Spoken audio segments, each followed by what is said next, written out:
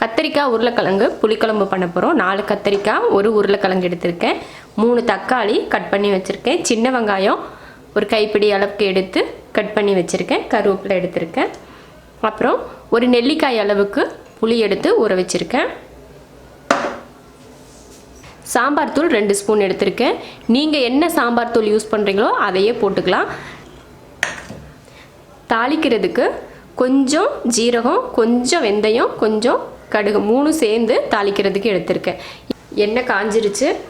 அதில் கடுகு, ஜீரகம், வெந்தயம் 3 சேர்த்துக்கலாம். கருவேப்பிலை, வெங்காயம்,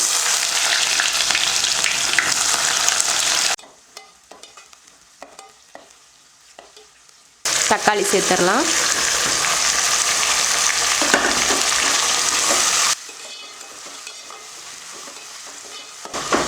தக்காளி போட்டுட்டு உருளைக்கிழங்கும் கத்திரிக்காயும் இதில் சேர்த்துடலாம்.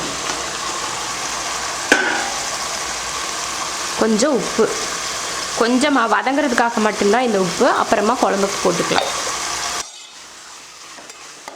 உப்பு போட்டு கிளறி விட்டாச்சு. இப்போ கொஞ்சம் நேரம் மூடி வச்சிடலாம். அப்பப்போ எடுத்து வதக்கி விடணும், அந்த தக்காளி மசிகிற வரைக்கும்.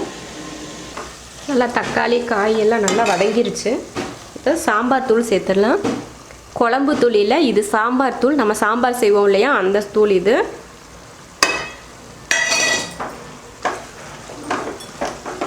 சாம்பார் தூள் போட்டு கலந்து விட்டாச்சு. இப்போ தண்ணி சேர்த்துடலாம்.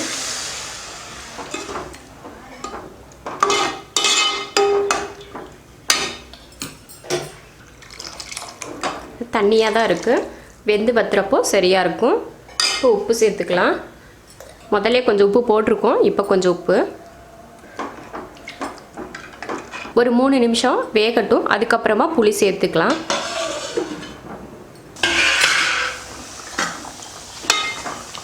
பாருங்கள், 3 நிமிஷத்துலேயே நல்லா வெந்து வத்திருச்சு. புளி ஊற்றிடலாம். புளி ஊற்றியாச்சு. புளி ஊற்றி அந்த பச்சை வாடை போகிறதுக்காக மட்டும் ஒரு 2 நிமிஷம் வேக வச்சுட்டு அதுக்கப்புறமா ஆஃப் பண்ணிக்கலாம். இப்போ மறுபடியும் கொஞ்சம் மூடி வச்சிடலாம். அவ்வளோதான், கத்திரிக்காய் உருளைக்கிழங்கு எல்லாம் நல்லா வெந்துடுச்சு. மசால் வாடை, புளி வாடை எல்லாம் போயிடுச்சு.